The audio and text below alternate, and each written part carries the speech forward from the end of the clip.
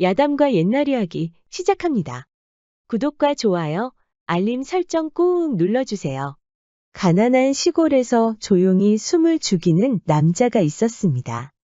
원도로 불리는 이 남자는 부모의 원수를 갚기 위해 20년 동안 칼을 갈았지요. 갑자기 집으로 들이닥친 산적들에게 부모를 잃고 한 노파에 의해 청년이 될 때까지 잘 자랐답니다. 원도는 그날 이후로 부모의 원수를 한시도 잊지 않았습니다. 산적의 두목으로 보였던 그는 쩌렁쩌렁한 소리를 지르며 주변을 모두 압도했지요.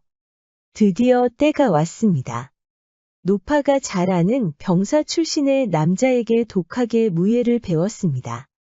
이제 20년 동안 갈았던 칼을 뽑고 산적 두목의 심장부를 찌를 차례가 온 것입니다. 한시도 게으르지 않고 무예를 배운 덕분에 원도는 그 어느 남자보다 탄탄한 몸을 가지고 있었습니다. 쉬지 않고 산을 넘어 목적지에 도착했지만 지칠 기색이 보이지 않았지요. 드디어 그렇게 고대하던 산적 두목을 만났습니다.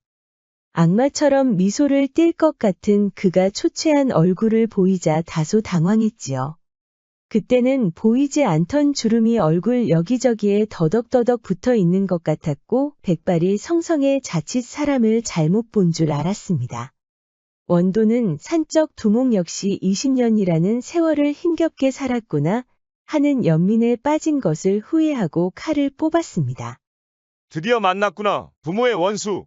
산적 두목은 기다리고 있었다는 듯이 칼을 천천히 뽑았습니다. 우직하고 몽매한 모습을 기대했던 원도는 더욱더 부하가 치밀었지요. 니놈에게는 극락왕생도 사치로다. 두 사람의 싸움은 반각을 넘게 계속됐고 승부가 날 기미가 보이지 않았습니다. 결국 원도는 어깨에 큰 부상을 입고 그 자리에서 도망쳐야 했지요. 너무나 분했지만 산적 두목의 무예도 만만치 않았던 겁니다. 그렇게 정처 없이 헤매고 있는데 등불이 켜진 집이 보였습니다. 당장이라도 쓰러질 것 같은 원도는 침침해진 눈에 애써 힘을 주다가 문턱까지 가보지도 못하고 기절했습니다. 깨어난 원도는 따스한 기운에 깜짝 놀라 몸을 급하게 일으켜 세웠습니다. 산적 두목의 그 묵직한 칼이 여전히 가슴을 파고드는 것 같았는데 수건을 적신 물이 빠지는 소리에 마음이 평온해졌지요. 일어나셨습니까? 옆에는 수건을 쥐고 있는 한 여인이 보였습니다. 원도는 너무 놀라 입을 다물지 못했습니다. 마치 그림에서 빠져나온 듯한 선녀가 눈앞에 앉아 있는 겁니다. 어깨에 큰 상처가 있으셔서 꿰맸고 소독까지 끝났습니다. 원도는 하늘나라에 왔다고 믿었는데 상처를 꿰맸다는 말에 급하게 어깨 부위를 살폈습니다. 낭자가 이렇게 하신 것이오. 여인이 웃었습니다. 그 아름다운 미소의 원도는 다시 안정을 찾았지요. 실은 제 어머니가 하셨고 저는 옆에서 도와드린 것뿐이옵니다. 어머니를 부를 테니 잠시만 기다리십시오. 여인이 나가자 원도는 제정신을 차릴 수 있었습니다. 돌이켜봐도 정말 안타까운 싸움이었습니다. 본인의 무예가 부족했다고 자책했지만 이럴 때가 아니었습니다. 그 산적 두목 역시 허리 부위에 상처를 입었으니 곧장 가서 복수를 마무리하고 싶었습니다. 그렇게 일어서려고 하는데 문이 열리고 여인의 어머니가 들어왔습니다. 원도는 또 한 번 입을 다물지 못했습니다. 이번에 들어온 여인은 봉황새 어미라도 되는 것처럼 아름다웠지요. 특히 큰 키 덕분인지 마치 하늘 위에서 내려다보는 옥황상제의 부인 서왕모가 환생한 것처럼 보였습니다. 깨어나셨습니까? 몸은 좀 어떠신지요? 원도는 좀처럼 입을 열지 못했습니다. 소복을 입고 옆으로 다가와 앉은 이 여인에서 시선을 뗄 수가 없었습니다. 상처가 아주 말끔히 나은 것 같소. 내가 얼마나 누워 있었소. 반삭 정도 되옵니다. 제 여식도 그렇지만 나리가 돌아가신 줄 알았습니다. 원도는 깜짝 놀랐습니다. 그렇다면 산적 두목도 모든 상처를 치료했을 테니까요. 이럴 때가 아니오. 원도가 일어서려고 하자 여인이 그 부드러운 손길로 잡아주는 게 아닙니까? 아직 움직이시면 안 됩니다. 꿰맨 부위가 덧날 수 있사오니 좀 더 안정을 취하셔야 하옵니다. 원도는 어쩔 수 없이 모녀가 시키는 대로 쉬기로 했지요. 어차피 칼을 들고 휘두를 힘도 없었으니까요. 시간이 지나 원도의 상처가 아물자 입맛도 돌아오고 모녀와 이야기도 할 수 있었습니다. 알고 보니 부인은 과부였고 오랫동안 딸과 함께 이곳에 살았던 겁니다. 원도는 이렇게 아리따운 모녀가 한적한 집에 살고 있다는 게 이해가 가지 않았지요. 사실 저와 여식은 삶을 곧 마감하려고 했습니다. 어찌 그런 생각을 했단 말이오. 부인의 고백은 적잖은 충격이었습니다. 선녀처럼 어여쁜 여인이 자결한다는 건 상상도 할 수 없는 일이니까요. 자고로 과부는 서방님을 따라가야 하지 않겠습니까? 가문도 없어서 연려문에 대한 고대도 없사옵니다만 저와 여식의 이름을 그 누구든 기억하지 않겠사옵니까? 말도 안 되는 소리 하지 마시오. 부인은 눈물을 훔치며 방을 나갔습니다. 원도는 모녀의 절개에 감복할 수밖에 없었습니다. 그런데 이게 웬일입니까? 그날 밤 과부의 여식이 들어와 놀라운 말을 하는 것입니다. 사실 저는 죽고 싶지 않사옵니다. 그게 무슨 말이오? 저는 사실 어머니의 강요에 은장도를 품었사옵니다. 그게 대체 무슨 말이오? 알아듣기 쉽게 설명해 주시오. 어머니가 홀로 되신 것은 제 책임이 아니옵니다. 그런데도 어머니는 과부라는 이유로 저와 함께 생을 마감하려고 하시옵니다. 저는 아직 젊사옵니다. 그렇지 않사옵니까? 그때 원도의 눈에 그녀의 뽀얀 다리가 보였습니다. 소복을 입고 온 이유를 알 것 같았지만 원도는 죄책감에 잠시 눈을 피했지요. 그러자 그녀가 원도의 손목을 잡는 것입니다. 날이 저를 데리고 떠나주셔요. 어머니는 안 된 일이지만 저는 죽고 싶지 않사옵니다. 내가 부인께 말해보겠소. 소용없사옵니다. 말씀하시면 나리를 바로 내쫓고 저에게 바로 은장도를 꺼내라고 하실 것이옵니다. 아무리 그래도 그렇지. 어머니가 그렇게까지 하시겠소? 거짓이 아니옵니다. 부디 제 말을 들어주시옵소서. 그러면서 원도의 품에 안기는 게 아닙니까? 원도는 얼떨결에 그녀의 가냘픈 등을 어루만졌습니다. 자기도 모르게 손은 점점 아래로 향하고 있었지요. 그것을 마치 당연히 받아들이는 것처럼 양다리가 서서히 벌어지고 있었습니다.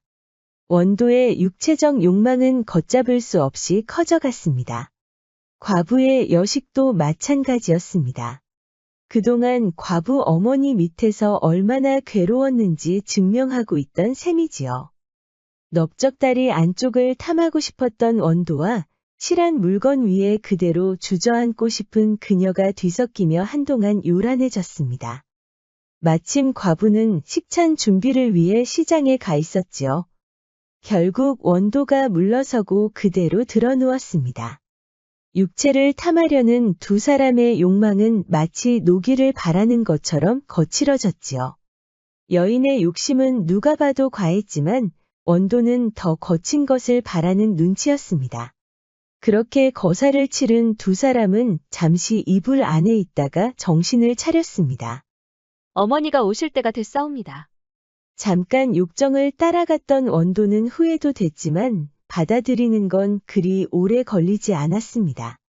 그동안 복수만 생각하느라 여인의 땀내도 맡지 못했으니까요. 모녀와 식사를 마친 원도는 다시 복수만 생각하기로 했습니다. 날이 저물고 잠자리에 들려고 하는데 과부가 들어왔습니다. 날이 몸도 많이 나아지셨으니 이제 어쩌실 생각이십니까? 그동안 정말 고마웠소. 내일 떠나겠소. 내일 떠나신다고요? 그렇소. 정말 분하지만 부모의 원수는 여전히 살아있소. 이번에는 기필코 그자의 가슴에 칼을 박아버리겠소. 그런데 이게 웬일입니까? 침착하게 듣고 있던 과부가 갑자기 원도의 품에 안기는 게 아닙니까? 부인, 왜 이러시오? 날이, 내일 떠나실 때 저도 데리고 가시면 안 되겠사옵니까? 그게 무슨 말씀이요? 그대에게는 여식이 있지 않소. 사실 제 여식은 실성한 지 오래됐사옵니다. 무슨 말이요? 실성이라니? 알아듣기 쉽게 설명해 주시오. 제가 과부가 되고 은장도를 건네자 그때부터 실성한 것이옵니다. 한 번은 지아비를 찾겠다면서 사라졌다가 돌아온 일도 있사옵니다. 그러더니 은장도로 옷을 찢기도 하고 저를 위협하기도 했사옵니다. 원도는 어안이 벙벙했습니다. 생각해보니 과부의 여식은 말을 길게 하지 않고 무조건 짧게 했고 거사를 치를 때도 굉장히 거칠었던 겁니다. 갑자기 원도는 소름이 끼쳤습니다. 자칫하면 지난밤에 큰일이 날 수도 있었던 것이죠. 그럼 부인은 어쩌실 생각이오? 여식을 두고 떠날 수는 없지 않소? 여기서 좀 떨어진 곳에 노부부가 살고 있사온데 잘 키워달라고 일러두었습니다. 그래도 그렇지. 어떻게 여식을 두고 온단 말이오? 저도 괴롭사옵니다. 사실 지아비를 떠나보내고 여인의 삶은 끝났사오나 여식이 실성한 이후로 진짜 제 삶이 끝난 것 같사옵니다. 진짜 제 산말이옵니다. 사는 게 사는 것이 아니었사옵니다. 그래서 함께 자결하려고 했사옵니다. 하지만 저는 여인이옵니다. 지아비만 있다면 저는 당당히 여인으로 살아갈 수 있사옵니다. 과부는 다시 한번 원도를 와락 안았습니다. 몸이 밀착되니 풍만한 가슴이 원도를 설레게 했지요. 이번에는 과부의 손이 점점 아래로 향하고 있었습니다. 원도는 놀라서 숨을 삼켰지만 과부는 아랑곳하지 않고 맹렬히 달려들었습니다. 벌거숭이가 되어버린 원도는 놀라서 뒤로 물러섰고 과부의 손은 이곳저곳을 탐했답니다. 과부의 입술을 따라다니는 분홍빛이 훑고 지나가자 원도는 꿈을 꾸는 것 같았습니다. 극락광생을 실감한 원도는 찌릿찌릿한 몸을 일으켜 곧장 과부가 허락한 문을 열고 들어갔습니다. 원도의 듬직한 몸만큼 커진 물건이 대번에 들어가자 떠나라 곡하는 소리가 울려 퍼졌습니다. 그 소리가 어찌나 희열에 차 있는지 원도도 몸이 들뜬 기분이었답니다. 이유는 알 수 없었지만 이번에는 원도도 거칠어지고 싶었습니다.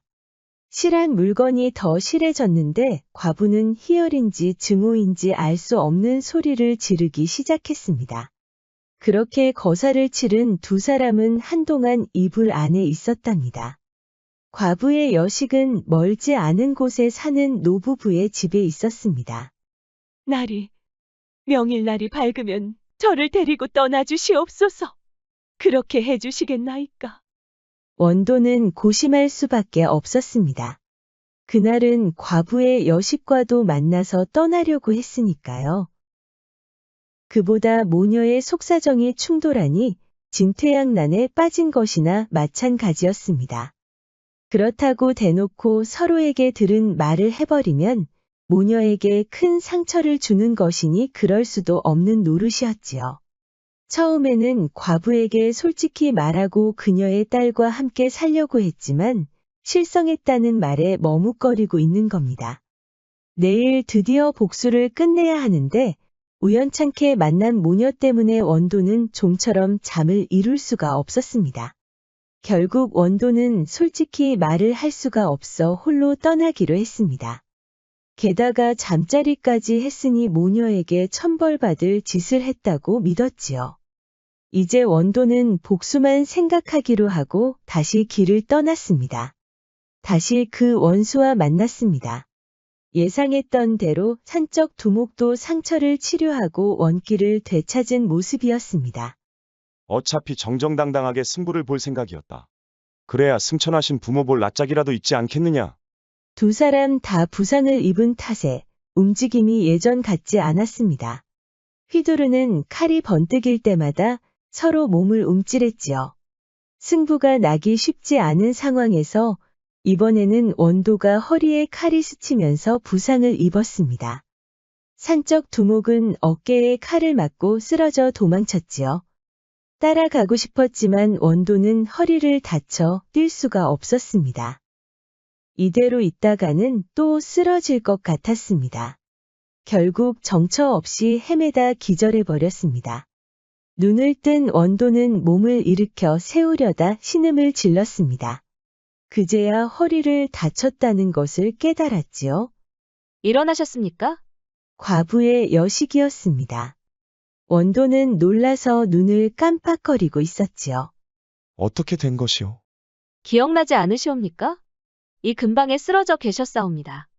원도는 또 한 번 모녀의 집에 왔다는 게 믿을 수가 없었습니다. 그리고 과부 여식의 표정이 그리 좋지 못했지요. 상처는 꿰맸고 소독도 모두 끝냈사옵니다. 그렇게 말하고 떠나려는데 원도는 붙잡을 수가 없었습니다. 약속을 어긴 것이 미안했지만 마음속에 있는 억울함도 묻어둔 탓에 입을 다물고 말았지요. 시간이 지나자 과부가 들어왔습니다. 역시 과부의 표정도 좋지 않았습니다. 몸은 좀 어떠시옵니까? 원도는 부끄러워서 고개를 들 수가 없었습니다. 내가 얼마나 누워 있었소? 반삭 정도 되옵니다. 이번에는 허리를 다치셨는데 운이 좋게도 큰 부상은 아니셔서 상처가 아물면 괜찮아지실 것이옵니다. 원도는 고맙다는 말도 나오지 않았지요. 약속을 어긴 것에 대해 해명하고 싶었지만 그러려면 여식과 한 약속도 말해야 할 것 같았으니까요. 그날 밤 과부의 여식이 방으로 들어왔습니다. 날이 어찌 된 것이옵니까? 어찌 저를 두고 떠나신 것이옵니까? 원도는 눈을 날카롭게 뜨고 들어오는 과부의 여식을 보고 움찔했습니다. 그것은 말이오. 아무래도 어머니를 두고 떠나는 건 도가 아니라 여긴 것이오. 낭자가 이해해 주시면 안 되겠소. 그러자 과부의 여식은 안심이라도 한 듯 미소를 지었습니다. 그렇사옵니까? 역시 사내대장부십니다. 그러더니 원도의 품에 안기는 게 아닙니까? 서방님, 얼마나 보고 싶었는지 모르실 겁니다. 서방님이라는 말을 듣고 원도는 놀랐습니다. 이렇게 보니 정말 과부가 말한 대로 실성한 건 아닌지 의심이 들었습니다. 서방님이 떠나신 것을 알고 그날 계속 울기만 했답니다. 혹시 어머니가 눈치라도 채실까봐 두려워 계속 눈도 못 마주치고 있었사옵니다. 다행히 모녀와 잠자리를 한 것을 서로는 모르는 것 같았지요. 낭자, 이러지 마시오. 아직 혼례도 올리지 못했고 게다가 저는 아직 부모의 원수도 처단하지 못했소. 그놈만 없애고 이 일을 다시 논의하는 게 어떻겠소? 그러자 그녀가 갑자기 원도의 무릎 위에 주저앉는 게 아닙니까? 어머니는 식찬 마련을 위해 시장에 갔을 때였지요. 원도는 당황했지만 오랫동안 묻어두었던 욕정이 다시 불타오르기 시작했습니다. 원도가 주저하자 여인의 손길이 먼저 답했지요. 과부의 여식은 더 거칠어졌습니다. 원도의 실한 물건 위에 주저앉으며 그것을 하고 싶다는 듯이 쳐다보았지요. 매혹적인 눈빛에 압도당한 원도는 원수의 칼끝도 잊은 채 깊숙이 들어가는 그것의 희열을 느꼈습니다. 여인의 눈빛은 욕정 그 이상을 바라는 것처럼 위험해 보였습니다. 과부의 여식이 너무 거칠었던 탓일까요? 원도는 허리가 더 아픈 것 같았습니다. 그녀가 떠나고 시간이 지나자 과부가 방에 들어왔습니다. 딸은 근방에 사는 노부부의 집으로 갔답니다. 나리께서 아무 말 하지 않고 떠나신 것을 탓하고 싶지 않사옵니다. 하지만 과부의 눈빛이 심상치 않았습니다. 미안하오. 아무리 그래도 여식을 두고 떠나는 건 도저히 할 수가 없었소. 이해하옵니다. 하지만 제 삶은 이제 어쩌시겠습니까? 부인의 삶은 당연히 지켜야만 하지요. 누가 부인의 삶을 빼앗을 수 있겠소? 그러자 과부가 무섭게 돌진해 오는 것이 아닙니까? 허리를 붙잡고 절구질까지 해대니 원도는 비명을 지르고 말았습니다. 원도 또한 이것을 멈추려면 실한 물건을 그대로 넣을 수밖에 없다고 믿었습니다. 그러자 과부는 되돌리지 말아 달라면서 하소연을 했습니다. 결국 무리한 원도는 허리 상처가 어긋나 버렸습니다. 다음 날 과부는 상처를 소독하고 꿰매야 한다면서 급하게 지지고 치료를 하였지요. 그 와중에 원도는 과부와 여식의 날카로운 눈빛이 더 무서웠답니다. 원도는 어쩔 수 없이 다음 날 떠났지요. 여기에 계속 있다가는 복수도 못하고 죽을 것 같았습니다. 그런데 이게 웬일입니까? 예상하지 못한 곳에서 원수를 만난 것입니다. 산 깊은 곳에 있던 자가 마을 근방 숲속에 있던 것이지요. 원도는 당장 칼을 뽑았지만 상처가 아직 아물지 않아서 힘을 쓰지 못하고 있었습니다. 원수도 놀라서 칼을 뽑았는데 그 역시 어깨 상처가 다 낫지 않아서 크게 움직이지 못하고 있었습니다. 분하지만 지금은 싸울 때가 아니다. 그러자 원수는 이를 갈면서 노려보았습니다. 그거 다쳤다고 칼 휘두를 힘도 없단 말이냐? 어디 덤벼보거라. 원도는 갑자기 눈물이 났습니다. 20년을 기약했던 복수가 모녀 때문에 망친 것 같아 억울했던 것이지요. 그러자 원수가 고개를 갸웃했습니다. 왜 갑자기 우는 것이냐? 니놈, 이제 보니 또 다른 놈한테 당했구나. 그놈이 누구더냐? 어느 정도 장수길래 니놈을 울린 것이야? 원도는 복받쳐 모든 것을 말했습니다. 과부가 상처를 지진 곳이 아직도 욱신거리고 있었지요. 자초지종을 모두 들은 원수는 화를 냈습니다. 그래서 좋았느냐? 이놈아! 복수를 한다는 놈이 그런 해괴망측한 짓을 하다니! 원도는 발끈했지요. 당장 칼을 들어서 싸우고 싶었지만 자칫하면 또 상처가 어긋날 것 같았습니다. 그 모습을 본 원수는 혀를 찼습니다.